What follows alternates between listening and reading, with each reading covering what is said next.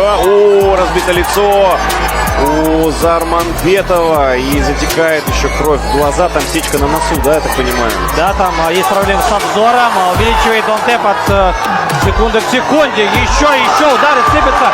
Все-таки останавливается. В виде льда у нас сегодня Чермен Габаев, который четко следует своему плану, рационален. В виде пламени сегодня Чермигула Сержикидов. Ой-ой-ой! Прямой нокаут!